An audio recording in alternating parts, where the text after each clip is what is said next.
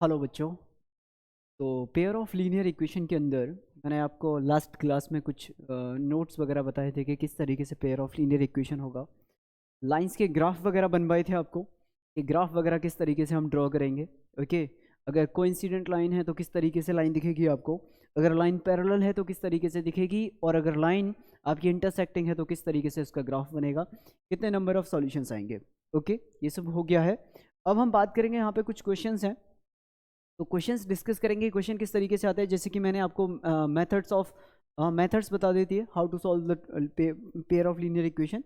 Okay, और उसमें substitution वाला जो मेथड है, substitution, elimination and addition and subtraction, वो अपने सिलेबस में है। क्रॉस मल्टीप्लिकेशन इस साल सिलेबस से हटा दिया है। ओके, तो ना अभी मेरे पास कुछ क्वेश्चंस हैं, क्वेश्चन से प्रैक्टिस कर लेते हैं किस तरीके से अपने को क्वेश्चन सॉल्व करना है। ओके, तो चलिए भाई, now the first question is solve by using the substitution method. The equations are 2x plus y is equals to 9 and 3x plus 3y is equals to 5. Okay, अब इसे अपने को solve करना है by using the substitution method.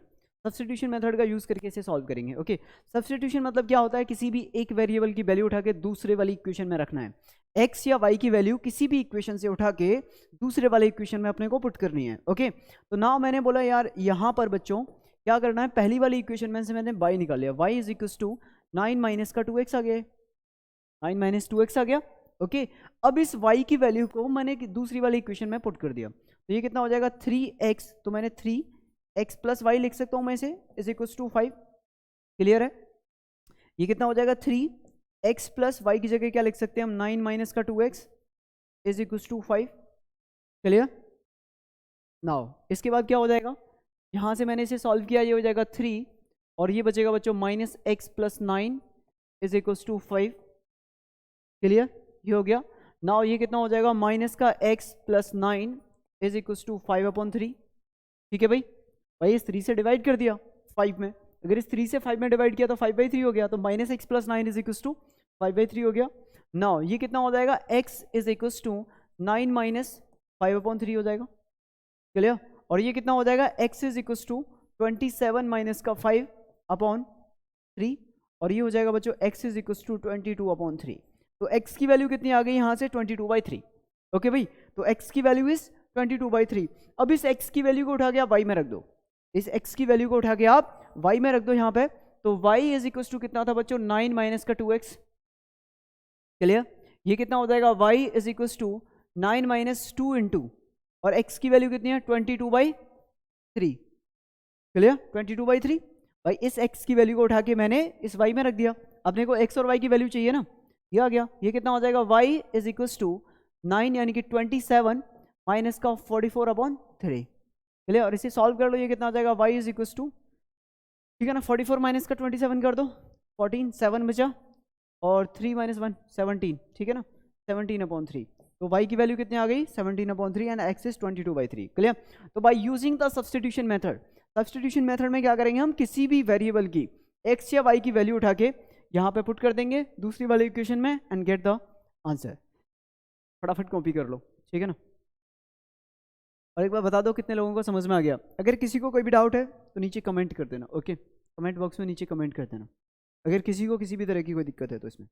चलिए, बात आई समझ में, चलो भाई next. Solve the pair of linear equation. Pole मतलब pair of linear equation. Solve the pair of linear equation by using the elimination method. By using the elimination method. Okay. By using elimination method. By using elimination method. Elimination method का use करके अपने को इसे solve करना है। अब बच्चों elimination method का use करो और इसे solve करो। Elimination समझते हो ना आप? Make the coefficient of x और y positive, sorry make the coefficient of x और y सेम, किसी भी x या y का कोफिशिएंट सेम बना लो, उसके बाद ऐड या subtract according to the condition, जैसा भी क्वेश्चन है उसके अकॉर्डिंग ऐड कर दो या सब्ट्रैक्ट कर दो and get the value of x and y, simple. Clear, तो एलिमिनेशन मेथड में इस तरीके से करेंगे। ओके, यानी कि किसी को एलिमिनेट करना है, एलिमिनेशन मीन्स होता है एलिमिनेट करना, x या y को एलिमिनेट करना है। सब्स्टिट्यूशन मतलब होता है वैल्यू को पुट करना, x या y की वैल्यू को पुट करना है। ओके ना, अब इसे किस तरीके से सॉल्व किया जाए, तो एक तरीका तो यह है बच्चों, इसमें आप यहाँ पे या तो y के कोफिशिएंट को सेम कर लो या फिर x के कर लो, कौन सा वाला आसान लग रहा है, x का करना, तो मैंने क्या किया, इसमें 2 से मल्टीप्लाई कर दिया बच्चों। अगर इसमें 2 से मल्टीप्लाई किया तो ये हो जाएगा 2x प्लस का 6y is equal to 18। Clear? और ये कितना है 2x प्लस का 5y इज इक्वल टू 10। अब इस वाली इक्वेशन में से इसे माइनस कर दो तो माइनस माइनस माइनस ये से कट जाएगा, ये हो जाएगा y is equal to 8। Clear? अब इस y की वैल्यू उठा के किसी भी एक इक्वेशन में पुट कर दो, इस y की वैल्यू को उठा के किसी भी इक्वेशन में पुट कर दो। तो यहाँ से जैसे मैंने बोला इस y को मैं पहली इक्वेशन में पुट कर देता हूँ, तो यहाँ पे था x प्लस, तो eight y is equal to 8, तो ये हो जाएगा x plus 3 into 8 is equal to 9। Clear? Then x is equal to हो जाएगा 9 माइनस का 24, और बच्चों ये कितना हो जाएगा? क्लियर? ये हो जाएगा भाई माइनस का कितना 15। Clear? x is equal to कितना आ गया? माइनस का 15। क्लियर? तो y is 8 and x is equal to minus का 15। अच्छा, कई बार वो पूछ लेता है क्वेश्चन में कि वेरीफाई द आंसर। ओके, अब इसका क्या मतलब है? अगर उसने बोल दिया वेरीफाई द आंसर, इसका क्या मतलब है? Verify the answer. ओके, अगर उसने बोला वेरीफाई द आंसर, तो वेरीफाई आंसर का मतलब ये है कि जो भी आपकी x और y की वैल्यू आई हैं उन्हें उठा के एक एक इक्वेशन में रखो, सेटिस्फाई कराओ। चलिए, वेरीफाई का मतलब ये हो गया। अब अपने पास ये जो इक्वेशंस हैं इन्हें आप यहाँ से उठाओ, इन इक्वेशंस को, और इन्हें आप यहाँ से, ये हो गया अपने पास। चलिए एक सेकेंड, ऐसे कॉपी कर लेता हूँ अगर इफ पॉसिबल।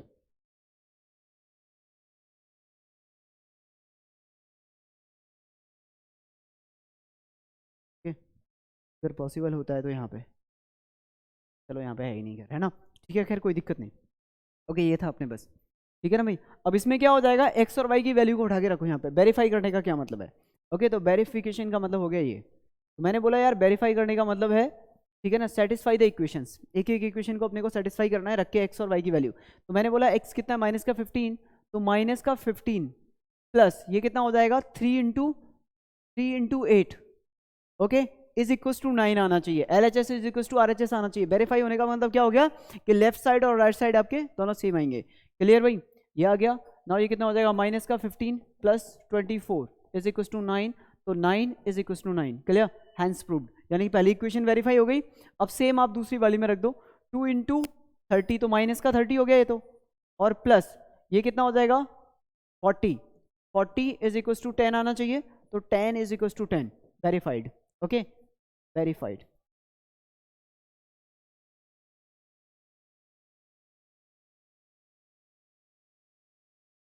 ठीक है भाई, वेरीफाई हो गया। बात आ गई समझ में? किसी भी तरह की कोई दिक्कत? तो वेरीफाई द आंसर मतलब जो भी आपका आंसर आया है उसे दोनों इक्वेशन में आपको पुट करना है, सब्स्टिट्यूट करना है, और आपका आंसर आ जाएगा। क्लियर? चलो कुछ नोट कर लो यार, एक दो बातें यहाँ पर, ठीक है ना, नोट कर लो। अगर अपने पास दो इक्वेशन है ये, ठीक है ना, ये क्या है? पेयर ऑफ लीनियर इक्वेशंस, ठीक है ना, पेयर ऑफ लीनियर इक्वेशंस। ये अपने पास दो इक्वेशन दिए हैं बच्चों, पेयर ऑफ लीनियर इक्वेशंस, ठीक है ना, इक्वेशन नंबर 1, इक्वेशन नंबर 2। अगर बाई चांस आपके पास ऐसा हो जाए, ऐसा हो जाए, a1/a2 is equal to b1/b2 is not equal to b1/b2, a1/a2 is not equal to b1/b2 हो जाए, तो lines will be intersecting lines. तो उन लाइंस को क्या बोलेंगे हम? Intersecting lines. तो उन लाइंस को क्या बोला जाएगा? इंटरसेक्टिंग लाइंस बोला जाएगा। क्लियर भाई? बात आ गई समझ में? तो अगर कभी आपके साथ ऐसा हो, कभी ऐसा हो कि वो पूछे कि इंटरसेक्टिंग लाइंस क्या होती हैं, इंटरसेक्टिंग लाइंस क्या होती हैं, तो इंटरसेक्टिंग लाइंस का क्या मतलब होता है? a1/a2 is not equal to b1/b2। Simple सी कहानी है। क्लियर? इतनी बात समझ में आ गई? Okay, next. अगर पैरेलल लाइंस हैं, तो पैरेलल मींस होता है the coefficient of X and Y look like same, मतलब दोनों एक जैसे दिखने चाहिए। अच्छा, पैरेलल लाइंस का मतलब तो ये होता है a1/a2 is equal to b1/b2 is not equal to c1/c2। Clear? ये आप लोगों ने पढ़ा होगा। इसका मतलब क्या होता है? a1/a2 is not equal to a1/a2 equal to b1/b2 is not equal to c1/c2। Clear? ये इसका मतलब होता है भाई, ठीक है ना, बात आ गई समझ में? ये इसका मतलब है। ओके, अगर लाइंस आपकी कैसी हैं? पैरेलल। अब यहाँ पे ये क्या लिखा हुआ है? Parallel lines look like the same. Parallel lines जो होती है ना, उनका एक्स और वाई वाला कोफिशिएंट सेम दिखता है। अगर आप थोड़ा मन की नज़रों से देखोगे ना, तो आपको सेम दिखेगा। कैसे? देखो, जैसे मैंने बोला कि मेरे पास यहाँ पर ना, ये कुछ यहाँ पर कुछ लाइन्स हैं। ओके, मैंने बोला यार मेरे पास यहाँ पर कुछ लाइन्स हैं, ये हो गया मेरे पास, जैसे x plus 3y is equal to 2, पहली लाइन। दूसरी लाइन मैंने बोला 2x plus 6y is equal to 5। Okay, अब आप देखो ये जो 1 और ये 2 है ना, उसका एक्स और वाई मुझे सेम दिख रहा है। आप देखो यहाँ पे 1 और 2 का एक्स और वाई का कोफिशिएंट मुझे सेम दिख रहा है। अगर आप थोड़ा सा मन से देखोगे ना तो बच्चों आपको समझ में आएगा कि अगर आपने यहाँ से 2 को बाहर निकाल दिया, अगर आपने इस 2 को बाहर निकाल दिया यहाँ से, तो x plus 3y is equal to 5/2 लिख सकते हो आप इसे, इक्वेशन सेकंड को। नाउ इसका एक्स वाई और इसका एक्स वाई, ये वाला एक्स वाई और ये वाला एक्स वाई कैसे हो गए, दोनों सेम हो गए। अगर ये सेम हो गए तो lines are parallel, exactly same होनी चाहिए ना, एक्स वाई प्लस माइनस की भी गलती ना हो। ओके तो लाइन्स आर पैरेलल। ओके तो बस यही बोला है, पैरेलल लाइन्स कैसी होती हैं, जिनके एक्स और वाई के कोफिशिएंट क्या होते हैं, सेम होते हैं। क्लियर, ये हो गया। ठीक है, सी अलग रहेगा, सी इक्वल नहीं होगा। ओके नेक्स्ट, कोइंसिडेंट लाइन क्या होती है? कोइंसिडेंट लाइन होती है मतलब एक जैसी लाइन है। कोइंसिडेंट लाइन को अगर मैं बोलूँ ना तो मतलब एग्जैक्टली एक जैसी लाइन, ठीक है ना, तो बिल्कुल एक जैसी जो दिखे आपको, एक जैसी लाइन जो एक जैसी दिखे ना, ये देख जैसी सही लिखाएगा देख लेना, एक जैसी लाइन जो बिल्कुल एक जैसी लाइन दिखे ना, एक जैसी लाइंस, वो आपकी क्या होती हैं, वो आपकी होती हैं कोइंसिडेंट लाइन। क्लियर, एक जैसी जो लाइन होती हैं, ठीक है, सेम लाइंस, सेम जो दिखती हैं, ठीक है ना, सेम, जैसे जुड़वा होते दो हैं लेकिन दिखता एक जैसा ही है। क्लियर, तो जुड़वा टाइप। अब ये कैसी दिखेगी, ये ऐसी दिखेगी आपको जैसे कि, अब इसमें कंडीशन क्या होती है, a1/a2 is equal to v1/v2 is equal to बच्चों c1/c2, a1/a2 is equal to b1/b2 is equal to c1/c2। Clear, ये होना चाहिए। अब इसमें क्या बोला है मैंने बोला है कि यार आप ना बच्चों ऐसा करो, आप ना ऐसा करो, यहाँ पे आपके पास एक इक्वेशन है 2x plus 3y is equal to 4। Clear, दूसरी इक्वेशन आपके पास 4x plus 6y is equal to 8, equation 1 equation 2। क्या ये दोनों लाइन आपको एक जैसी दिख रही हैं? क्या ये दोनों लाइन्स आपको एक जैसी दिख रही हैं? ध्यान से देखो, बड़े प्यार से देखो, ये दोनों लाइन आपको एक जैसी दिखेंगी। क्लियर, आपको बिल्कुल एक जैसी, यानी कि जो सेकंड इक्वेशन है ना बच्चों, वो आपको पहली के जैसी दिखेगी, बिल्कुल फर्स्ट इक्वेशन की जैसी। तो ये सेकंड वाली जो इक्वेशन है वो फर्स्ट के जैसी दिखनी चाहिए आपको। यहाँ से जैसे आपने 2 कॉमन लिया, तो ये हो जाएगा 2x plus 3y is equal to 4। Simple है ना, ये 8 था तो इसे हम इससे काट देंगे तो 4, एक जैसी लाइन हो गई। तो ये आपकी कोइंसिडेंट लाइन होती हैं। अब a1/a2 b1/b2 c1/c2 सेम आता है, जिसका उसमें करके देख लो आप, सेम आ रहा है। 2/4 is equal to 3/6 is equal to 4/8, और सबकी वैल्यू कितनी आ जाएगी, 1/2 आ जाएगी। चलिए, सबकी वैल्यू कितनी आ जाएगी, 1/2 आ रही है, ठीक है ना, तो सब क्या है, इक्वल है। ठीक है ना भाई, बात आ गई समझ में?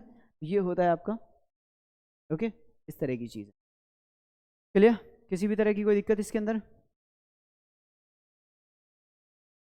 हाँ भाई, किसी भी तरह की कोई दिक्कत? एक क्वेश्चन कर लो फटाफट। px plus 3y equals to 9 and 4x plus py is equals to 8 has a unique solution, find p। has unique solution, unique solution का क्या मतलब है यहाँ पे, unique solution, as unique solution, इसका क्या मतलब है? px plus 3y is equals to 9 and 4x plus py is equals to 8 has unique solution, find p, इसका क्या मतलब है? हाँ भाई, इसका क्या मतलब है? यूनिक सॉल्यूशन का मतलब होता है बच्चों, यूनिक मतलब एक, यूनिक सॉल्यूशन मतलब एक सॉल्यूशन हो। ऐसा कब होगा, जब लाइंस आर इंटरसेक्टिंग, जब लाइन इंटरसेक्ट होंगी तभी तो यूनिक सॉल्यूशन आएगा भाई, जब लाइंस इंटरसेक्ट होंगी तभी यूनिक सॉल्यूशन आएगा, यानी कि लाइंस आर इंटरसेक्टिंग। तो अगर आप इसका सॉल्यूशन करोगे बच्चों तो इसमें क्या आ जाएगा, lines are intersecting, lines are intersecting. Lines कैसी हैं आपकी, इंटरसेक्टिंग हैं, लाइंस कैसी हैं आपकी, इंटरसेक्टिंग है। अगर ये लाइंस इंटरसेक्टिंग है तो क्या कंडीशन होगी, आपको स्टार्टिंग में बताई थी मैंने, ये रही, a1/a2 is not equal to b1/b2। Clear, तो लाइंस अगर इंटरसेक्टिंग है तो क्या हो जाएगा, a1/a2 यानी कि p/4 is not equal to 3/p। Okay, then ये हो जाएगा p² is not equal to 12।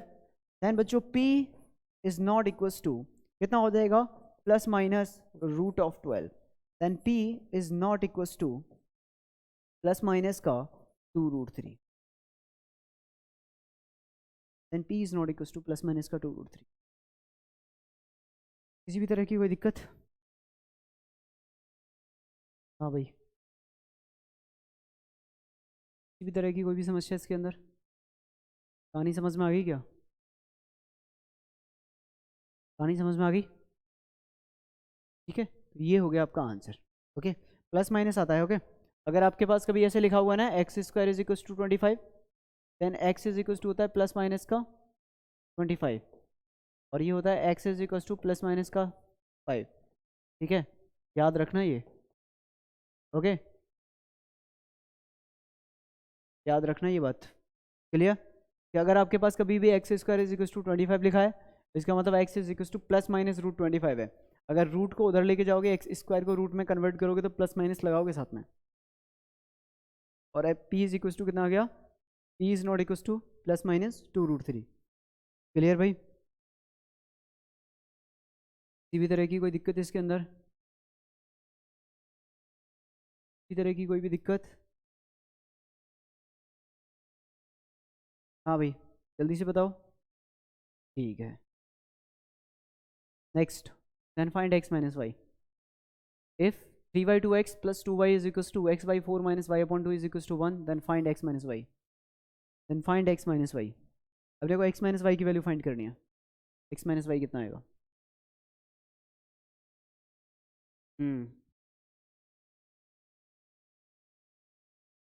x minus Y find करना सिंपल। आप x निकाल लो, y निकाल लो यार, x माइनस वाई मिल जाएगा अपने को। भाई x निकाल लो, y निकाल लो, सिंपल। x फाइंड कर लो, y फाइंड कर लो, और फिर x में से y को माइनस कर देना। क्लियर? तो क्या करेंगे, देखो दिस इज इक्वल टू 1 दिया हुआ है, क्लियर दिख रहा है अपने को, and this is equal to 1 दिया हुआ है, क्लियर दिख रहा है अपने को ना। ये कितना हो जाएगा? 3/2 x plus 2y is equal to 1। Clear? पहली इक्वेशन। इसे थोड़ा सिंप्लीफाई कर दें क्या? इसे आप ऐसे लिख सकते हो क्या, 3x plus 4y is equal to 2। थोड़ा अपना अपना सा लगता है ना, फर्स्ट इक्वेशन। दूसरी इक्वेशन क्या हो जाएगी? x अपॉन 4 माइनस का y upon 2 is equal to 1, then x minus का 2y is equal to 4। Clear? Then x minus 2y is equal to 4 हो जाएगा। ये हो गई equation number second. Now first and 2 को सॉल्व कर लो। ऐसा करो, आप दूसरी वाली इक्वेशन को 2 से मल्टीप्लाई कर दो। इस इक्वेशन को 2 से मैंने मल्टीप्लाई किया बच्चों, तो कितना हो जाएगा? ये 2x माइनस का 4y इज इक्वल टू 8 हो जाएगा। क्लियर? ना अब मैंने क्या किया, इन दोनों को ऐड या सब्ट्रैक्ट, जो कंडीशन है इसमें क्या करेंगे, ऐड करेंगे। क्लियर? तो अब मैंने क्या किया, इन दोनों को सॉल्व किया साथ में। इन दोनों को कैसे सॉल्व करेंगे? ये मेरे पास इक्वेशन थी, ये मेरे पास थी 3x प्लस का 4y इज इक्वल टू 2। वो मेरे पास इक्वेशन है 2x माइनस का 4y इज इक्वल टू 8। दोनों को मैंने ऐड कर दिया। ऐड किया तो ये से कट जाएगा। दोनों को क्या कर दिया? ऐड कर दिया। दोनों को ऐड किया तो ये कट गया। देन यहाँ पे कितना बचेगा बच्चों? 5x is equal to 10। यहाँ पे कितना बचेगा अपने पास? 5x is equal to 10 and x is equal to 2। Clear? बात आ गई भी समझ में? Then x is equal to 2। Clear? अब इस x की वैल्यू को उठा के बच्चों किसी भी इक्वेशन में रख दो। जैसे इसमें रख देते हैं x minus 2y is equal to 4। तो x minus 2y equal to 4 है, x minus 2y is equal to 4। x की वैल्यू उठा के इसमें रख दो, 4 minus 2y is equal to 4, then 2y is equal to कितना? x इक्वल टू 2 है ना यार, x इक्वल टू 2 है बच्चों, ठीक है ना। x इक्वल टू कितना? 2। तो 2 minus 2y, 2 minus 2y equal to 4 है। ये दो बार लिखने की क्या जरूरत है फिर? ठीक है ना, ये आ गया। देन ये आ जाएगा 2y is equal to minus का 2, then y is equal to minus का 1। क्लियर? हमें क्या फाइंड करना था? x minus y. तो x माइनस वाई कितना हो जाएगा बच्चों? ये हो जाएगा 2 minus of minus 1 and that is 3, and 3 will be the right answer. Okay, 3 will be the, ये हाँ ठीक है ना, 3 will be the right answer. Okay, बात आ गई समझ में? इस तरीके से सॉल्व कर सकते हैं। अच्छा, अगर आप चाहो ना बच्चों, चाहो तो इन दोनों को भी इक्वल ले सकते हो। एक बार इन दोनों को इक्वल ले लो, ठीक है ना, और एक इसमें से कोई भी एक इक्वल ले लो। जैसे आपने बोला सर मैंने एक तो ये ले लिया, this is equal to this, और एक बार आपने बोला नहीं नहीं सर मुझे तो क्या करना है ना, मुझे तो ना एक बार इन दोनों को इक्वल लेना है। आपने बोला सर इन दोनों को इक्वल लेके बताओ आप, तो ये भी तो इक्वल है, इनसे कुछ होगा क्या भाई? इनसे कुछ होगा क्या? तो मैंने बोला यार करके देख लो, बिल्कुल होगा। आंसर थोड़ी ना चेंज हो जाएगा मेथड चेंज करने से। क्लियर? तो आपने बोला इन दोनों को अगर सेम लेंगे, तो कोई दूसरा बच्चा अगर इस तरीके से करना चाहे ऐसे भी कर सकता है वो। जैसे उसने बोला कि 3/2 हो गया x माइनस का y upon 4 is equal to 1 हो गया एक, सॉरी 1 को हटा दो आप, अब इसमें 1 नहीं लेना है, इज इक्वल्स टू, यही था ना, 3/2x प्लस का 2 प्लस का 2 है, प्लस का 2 ये दूसरी वाली में है ना, प्लस का 2 इज इक्वल्स टू, ओके। और ये क्या है अपने पास, ये 3 है यहाँ पे, इसे 3/2 लिखो, अच्छे से लिख देता हूँ एक बार, 3/2 क्लियर, इज इक्वल्स टू, यहाँ पे कितना है बच्चों, x/4 माइनस y/2, इन दोनों को सेम लिया तो x/4 माइनस का y/2, क्लियर हो गया भाई, सॉल्व कर लेते हैं, ओके।